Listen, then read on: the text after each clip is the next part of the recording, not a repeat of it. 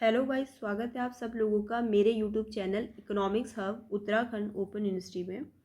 आज जो हम टॉपिक पढ़ेंगे वो है आपका नेशनल पॉपुलेशन पॉलिसी 2000, जिसको हम NPP 2000 भी बोलते हैं। ठीक है, देखो जो ये आपकी नेशनल पॉपुलेशन पॉलिसी थी, इसको इंट्रोड्यूस किया गया था गवर्नमेंट के द्वारा ऑफ इंडिया के द्वारा 15 फरवरी 2000 में। ठीक है, तो आपका ये जो है NPP was introduced by the government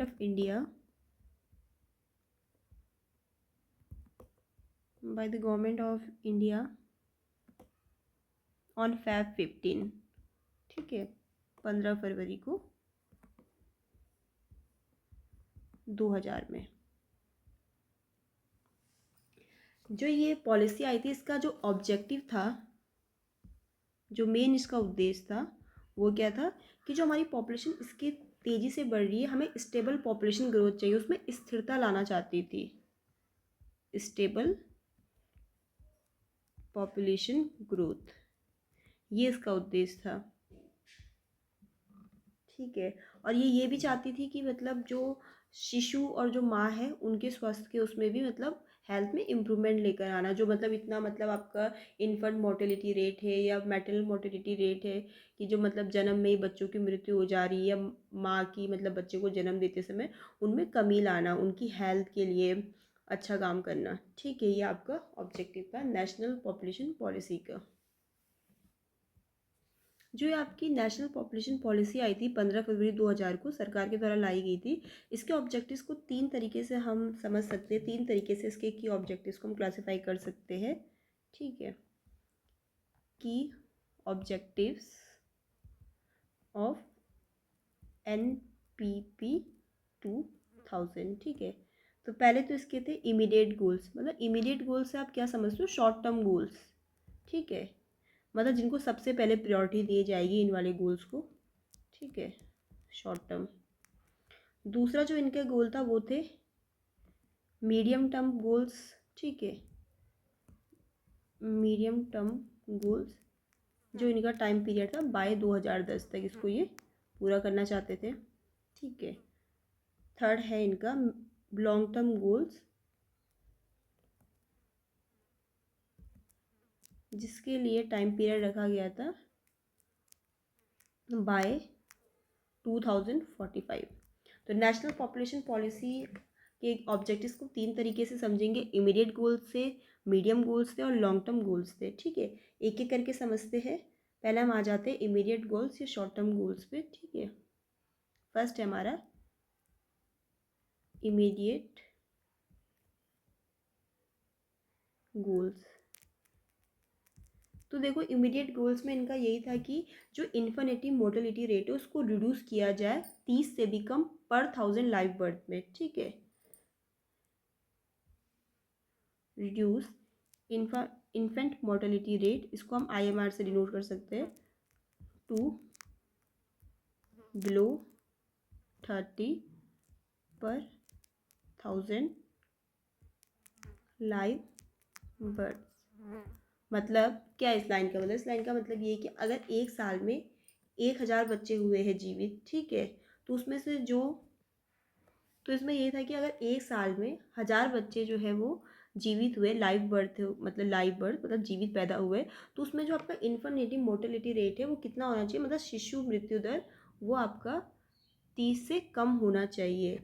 मतलब उदाहरण के लिए समझ लो कि अगर मतलब किसी वर्ष में 1000 बच्चे जन्म लेते हैं, तो उनमें से समझ लो कि 35 शिशुओं की मृत्यु हो गई है, तो वहाँ पर इन्फर्टिलिटी मोर्टेलिटी रेट कितना होगा? 35 होगा प्रति 1000 बच्चों में। ठीक है, तो वो उसको 30 से भी कम करना चाहते थे। और वो कैसे हो सकता था?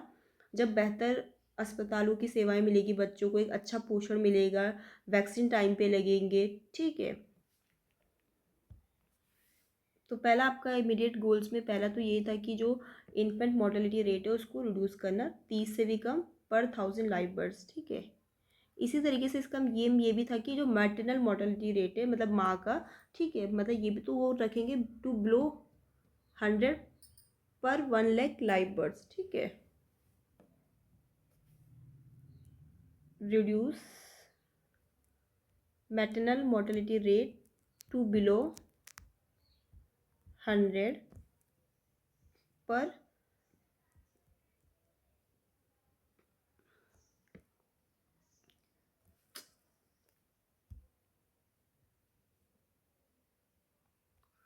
पर 1 लाख लाइव बर्ड्स, ठीक है।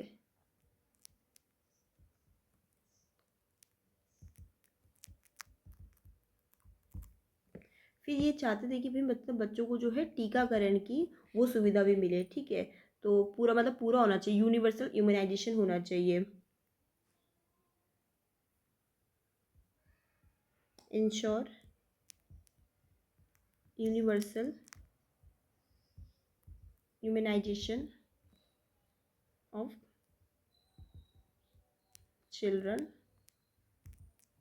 अगेंस्ट, मतलब ऐसे जो वैक्सीन उनका कंप्लीट कराना संपूर्ण, ठीक है। मतलब कुछ ऐसे रोग होते हैं कि अगर जो बच्चे को वैक्सीन न लगी उस कारण से होते हैं, तो वही कि वैक्सीन का जो है मतलब समय से बच्चों को वैक्सीन लगाना चाहिए। उसमें मिशन ये था कि सारे बच्चे उसमें इंक्लूड हो जो भी पैदा हुए।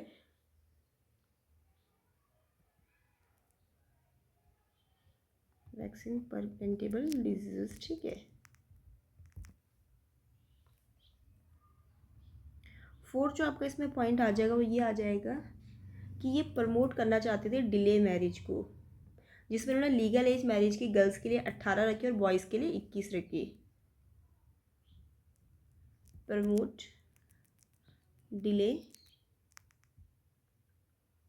मैरिज, जिसमें उन्होंने लीगल एज क्या रखी मैरिज की, लीगल एज ऑफ मैरिज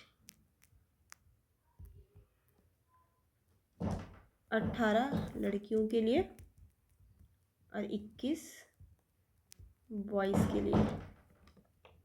तो देखो उन्होंने अपने शॉर्ट टर्म ऑब्जेक्टिव में तो यही रखा कि जो शिशु मृत्यु दर है उसको भी मतलब 30 करना, 30 से भी कम लाना पर 1000 पे। इसी तरीके से जो मैटरनल मोर्टेलिटी रेट है मतलब मातृ मृत्यु दर उसको भी 100 लाना प्रति 1 लाख पे। फिर उन्होंने ये भी कहा कि सभी बच्चों का टीकाकरण होना चाहिए, और जो विवाह की जो आयु थी उसको भी इन्होंने लीगल एज बताई, जिसमें लड़कियों के लिए 18 और लड़कों के लिए 21। सेकंड देखो आपके मीडियम टर्म्स गोल है नेशनल पॉपुलेशन पॉलिसी का, मीडियम टर्म गोल्स, जिसके लिए इन्होंने ईयर क्या रखा 2010 तक, ठीक है। तो देखो एक तो इनका पहला ये था कि जो मतलब अचीव करना 100 पर्सनल इंस्टीट्यूशनल डिलीवरीज, ताकि मैटरनल डेथ कम हो सके, ठीक है।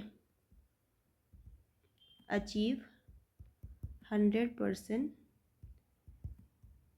इंस्टीट्यूशनल डिलीवरीज टू रिड्यूस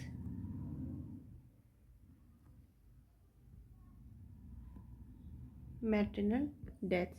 मतलब कि इनका एक जो इसमें मीडियम टर्म में पहला इनका ऑब्जेक्टिव था वो ये था कि जो मतलब हमें अचीव करना है कि जो 100% तक जो मतलब प्रसव हो रहा है वो अस्पताल या स्वास्थ्य केंद्र में ही हो जाना चाहिए, ताकि जो मतलब बच्चे को जन्म देते समय माँ की डेथ हो जाती है उसको हम रिड्यूस कर सके। पहला ऑब्जेक्टिव इनका ये था, ठीक है।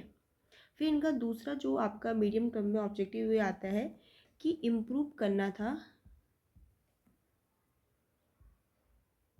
Contraceptive use and expand access to family planning services.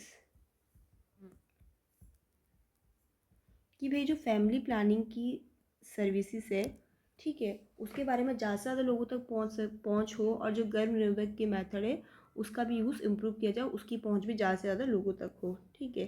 Third इनका ये था कि फ़ीमेल लिटरेसी को भी बढ़ावा देना, ठीक है, इम्प्रूव करना उसको, इंक्रीज फीमेल लिटरेसी लेवल्स, ठीक है। तो मीडियम में इनका पहला ऑब्जेक्टिव ये था कि 100% तक ये अचीव करना चाहते थे कि जो वही प्रसव हो रहा है, डिलीवरी हो रही है, वो हॉस्पिटल वगैरह में हो जाना चाहिए ताकि मैटरनल डेथ को रिड्यूस कर सके। दूसरा कि फैमिली प्लानिंग या कॉन्ट्रासेप्टिव जो मेथड है इसका जो यूज़ है ज़्यादा से ज़्यादा लोगों को पता हो। और तीसरा कि फीमेल लिटरेसी को इंक्रीज़ करना चाहते थे, इम्प्रूव करना चाहते थे। देखो लॉन्ग टर्म में भी इनके दो ऑब्जेक्टिव थे। पहला ऑब्जेक्टिव लॉन्ग टर्म में यही था, मतलब 2045 तक इसको पूरा करना चाहते थे। तो देखो पहला यही था कि जो हमारी पॉपुलेशन है उसमें स्थिरता लेकर आना, ठीक है। और दूसरा कि जो मतलब ओवरऑल हेल्थ की या न्यूट्रिशन के स्टैंडर्ड है, मतलब स्वास्थ्य के और पोषण के, उसको भी इम्प्रूव करना। तो फर्स्ट ये था कि achieve a stable population. Stable मतलब स्थिरता, स्टेबल पॉपुलेशन बाय, एक उन्होंने टारगेट भी सेट किया इसके लिए, बाय ब्रिंगिंग द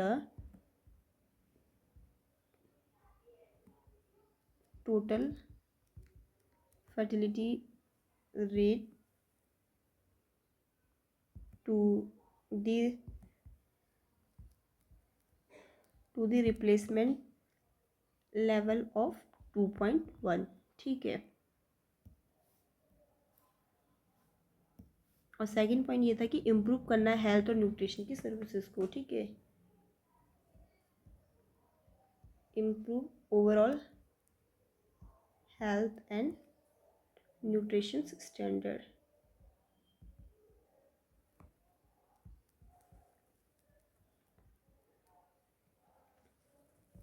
तो आज की वीडियो में हमने ये देखा कि आपकी नेशनल पॉपुलेशन पॉलिसीज़ कब आई थी, उसके क्या क्या ऑब्जेक्टिव थे, इमीडिएट भी थे, मीडियम भी और लॉन्ग टर्म भी। थैंक यू आज की वीडियो के लिए। चैनल पसंद आए तो प्लीज़ चैनल को सब्सक्राइब करो।